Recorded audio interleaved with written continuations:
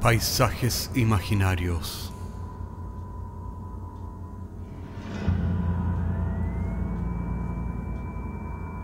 Una producción Cortés Rojas.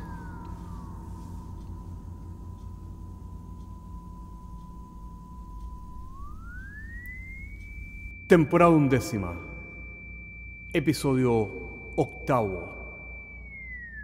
La leyenda del susurrante. Y la leyenda que les traemos hoy ocurre mucho más allá del tiempo y del espacio, donde la vida es solo un recuerdo.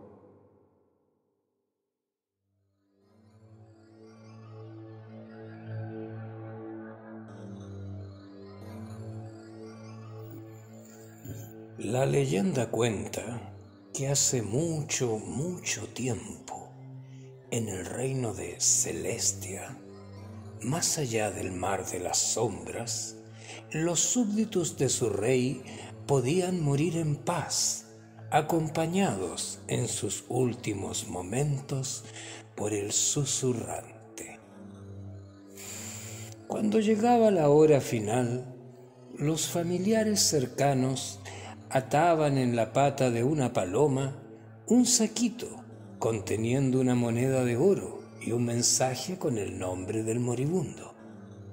La paloma cruzaba toda Celestia y solo se detenía en aquel caserón bajo las montañas de cristal, donde desde siempre habían vivido generaciones y generaciones de susurrantes, desde donde siempre bajaban en el mismo carruaje arcaico para cumplir con su encomienda.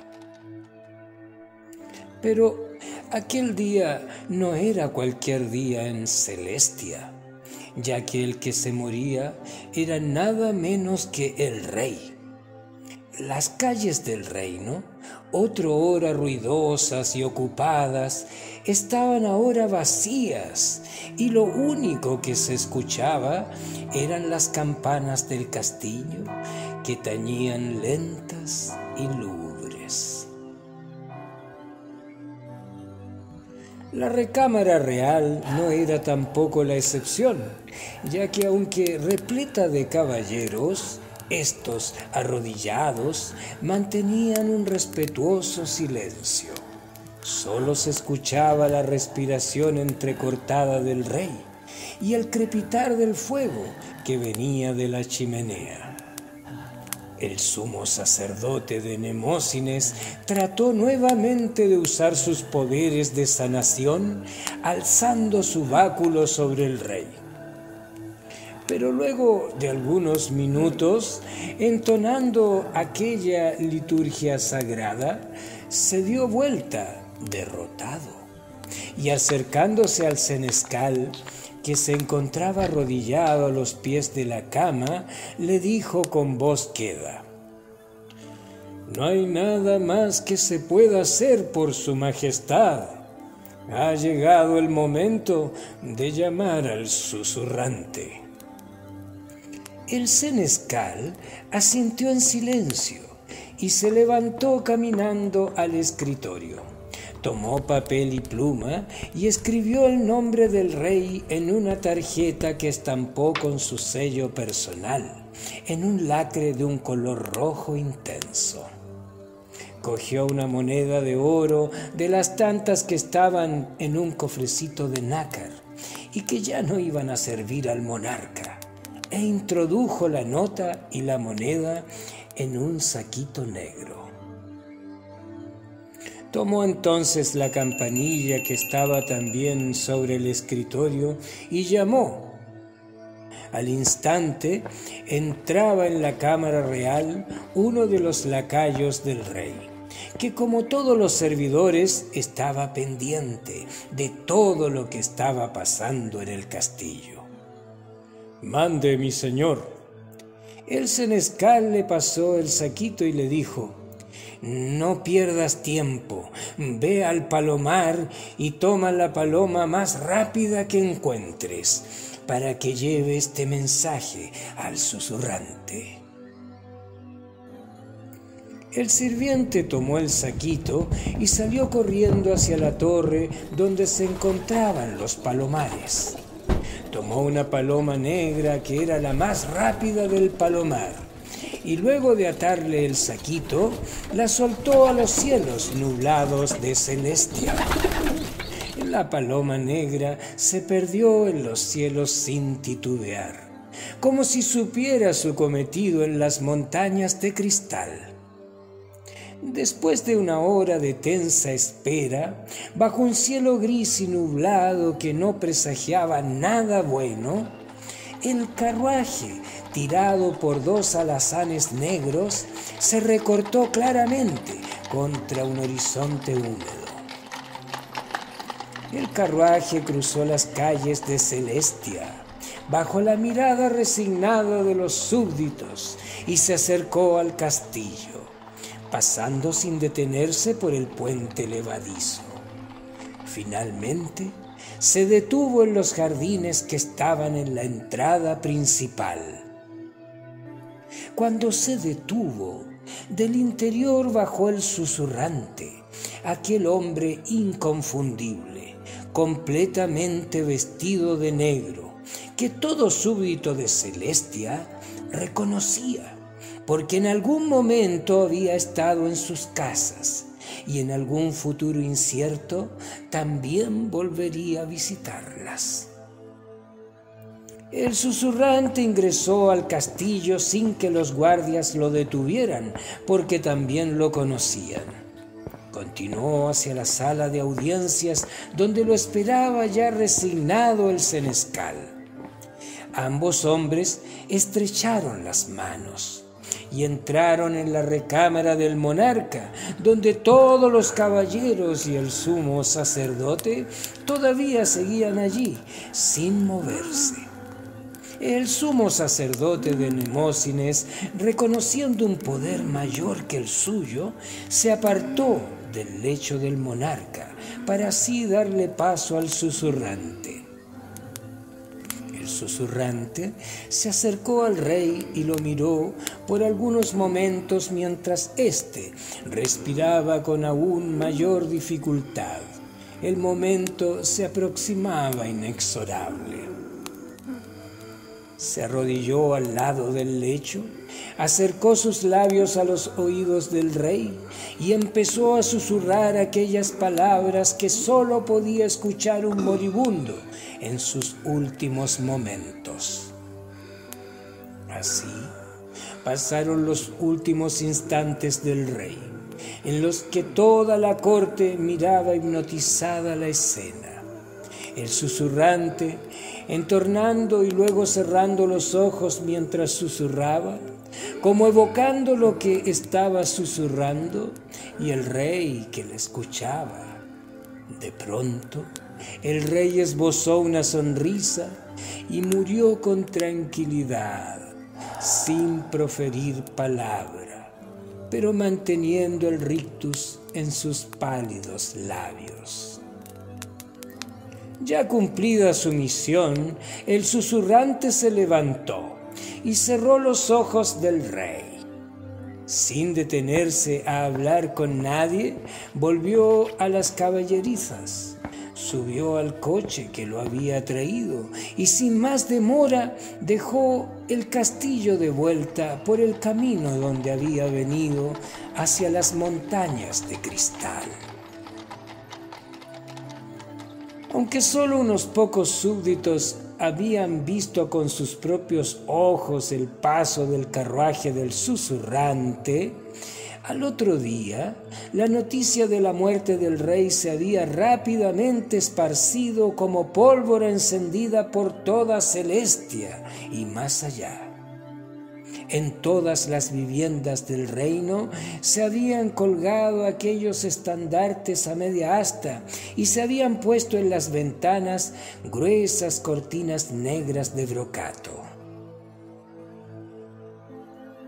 También se había decretado una semana de luto en el reino, mientras se preparaba el entierro del rey, y al mismo tiempo la ceremonia de coronación del príncipe heredero al trono.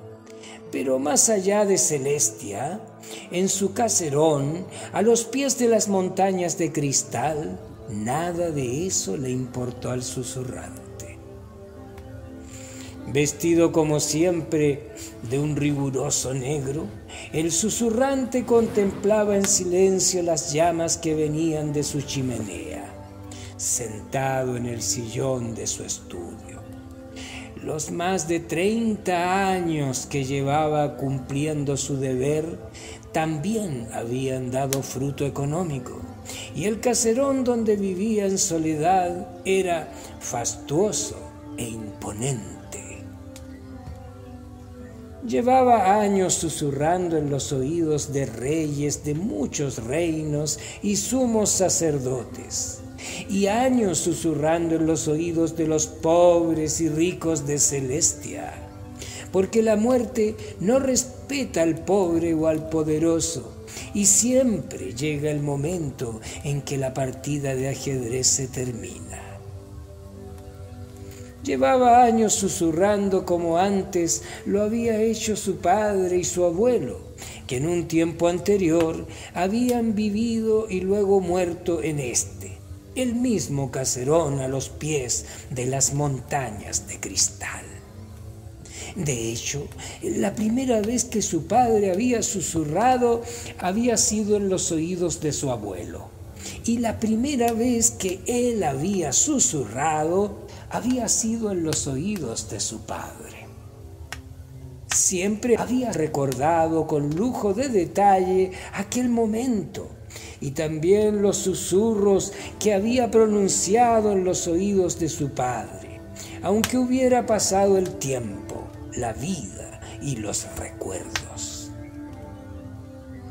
Aquel había sido el recuerdo que lo había inspirado para continuar susurrando durante todos aquellos años y décadas en los oídos de todos los moribundos de Celestia. Aquel recuerdo había sido todos esos años el eje de sus susurros. No siempre sabía qué decir y a veces le costaba mucho que surgieran los susurros. Pero finalmente, cuando llegaban, era por aquel recuerdo de la última mirada de su padre que se cristalizaba en su memoria, y con aquella imagen articulaba aquellos susurros para que la muerte llegara con calma, sin miedo, sin angustia. Pero había llegado finalmente aquel día que, como todos los susurrantes antes que él, llevaba años esperando.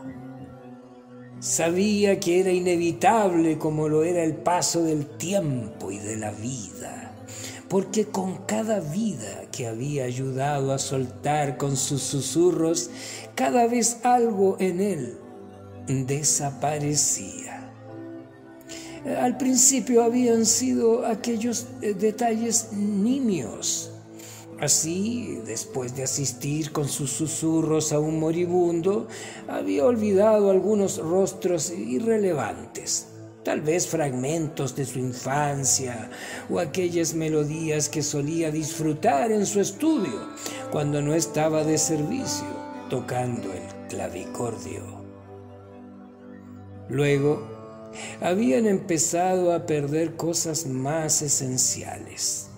Después de haber vuelto de susurrar en los oídos del anciano herrero, había dejado de sentir la tristeza. Luego de susurrar en los oídos del soldado que había caído en batalla, había perdido la alegría. Y luego de susurrar en los oídos del enfermo desahuciado, había perdido todo lo que llaman amor. Hasta que había llegado aquel día en que había sido convocado para susurrar en los oídos de un rey moribundo. Aquel fatídico día en que se había quedado vacío, porque luego de cumplida su misión se había dado cuenta que había olvidado el recuerdo de su padre moribundo y de sus susurros, y estaba sentado en el salón mirando a las llamas en la chimenea, tratando de recordar, pero en vano. Pasaron los años en el reino de Celestia, más allá del mar de las sombras, y el heredero que había sido coronado ahora ya era un rey maduro y respetable. El susurrante, en cada día que sigue, vive en una especie de exilio emocional, tratando de recordar, pero está vacío. Sigue siendo convocado a asistir a los moribundos en hospitales, hospicios y viviendas, y sigue tratando de ayudar a morir a quienes sufren, como si fuera su deber sagrado. Pero desde que no siente nada, empieza a preguntarse si lo que hace sigue siendo compasión o simple rutina. Ya no llora, ni se conmueve con las historias de quienes parten, y es el único que sabe que sus susurros no les traen paz o calma, porque también están vacíos. Llega incluso aquel día en que tras un susurro más se da cuenta de que ya no recuerda siquiera su propio nombre, y lo que es peor, no le importa. Por supuesto, como muchos susurrantes antes que él, había tratado de dejar todos sus recuerdos por escrito en varias docenas de cuadernos, que ahora estaban viejos, apilados en los estantes de su estudio y cubiertos de telarañas. Al revisarlos se da cuenta que las palabras que todos aquellos años había susurrado siempre han salido de sus recuerdos, de sus pérdidas, de sus dolores más humanos. Lee detenidamente varias veces el recuerdo de los susurros a su padre sin poder recordar y sin emociones. Ya no tiene nuevas palabras verdaderas y sus susurros están comenzando a morir con él, mientras él ha comenzado a morir con sus susurros. Pero también entiende que aunque ya no puede seguir susurrando, debe seguir, ya que nadie puede reemplazarlo. Nunca tuvo aquellos hijos que algún día hubieran susurrado en sus oídos, y ahora se encuentra solo. Y aunque sus susurros ya no sean verdaderos, nadie realmente se da cuenta, ya que los muertos no reclaman por aquellos susurros vacíos. En medio de aquella vacuidad sin propósito, un día conoce a una joven que sí se da cuenta y lo confronta tras verlo susurrándole a una anciana que ha muerto en sus brazos. ¿Qué le dijiste? La anciana tenía miedo y he visto que no se ha ido en paz. El susurrante huye sin contestarle, porque no quiere también mentirle a los vivos como lo ha estado haciendo desde aquel día con el rey a los que mueren. Sube entonces a su carruaje y vuelve a todo galope a su caserón, a los pies de las montañas de cristal. Pero ella lo sigue tenaz. Primero a través de toda Celestia, luego hacia las montañas de cristal, hasta que finalmente llega hasta la entrada del caserón del susurrante, y golpea, golpea, golpea sin pausa el portón. Él primero no le hace caso, pero ella insiste, sigue golpeando. Entonces el susurrante intenta alejarla, advertirle que el susurrar tiene el precio de la propia alma, que él la ha susurrado completamente y que ya no hay vuelta atrás. Pero ella insiste en que no le mienta, le insiste y vuelve a insistir, hasta que finalmente el susurrante se rinde y la deja entrar abriendo lentamente un portón chirriante. Ella lo sigue en silencio y juntos caminan hacia el estudio, donde las llamas siguen todavía altas en la chimenea. El susurrante está vacío y la joven le es indiferente, pero sin embargo la deja sentarse junto a él y juntos miran las llamas. Lo ha olvidado todo, así que la mira con ojos inseguros y entonces se sorprende porque al mirarla se da cuenta que siente miedo. La joven se arrodilla a su lado y él le pregunta con la voz débil y derrotado si sabrá qué decirle. Ella le responde: primero usaré tus palabras y luego encontraré las mías. Ella le susurra. Él cierra los ojos y mientras escucha sus susurros, finalmente recuerda la memoria preciada de su padre y junto con ella retorna aquel torrente de recuerdos que vienen sus susurros y que son imprescindibles para presentar toda una vida ante Nemósines que esperan el cruce que sigue hacia el más allá. Por primera vez en todos aquellos años vuelve a recordar y a sentirlo todo. Esboza entonces una sonrisa. Está por fin tranquilo y así libera su último suspiro.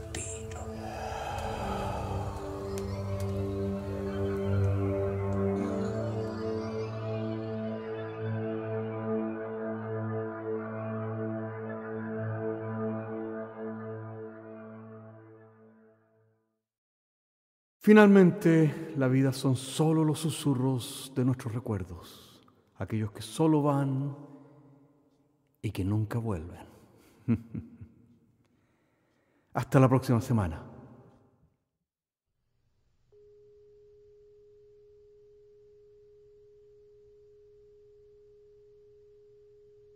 Paisajes Imaginarios es un podcast semanal que se distribuye con una licencia pública general. Puedes encontrarnos en iTunes, Spotify o donde quiera que escuches podcasts. Contáctanos a paisajes@caco.cl. Hasta la próxima semana.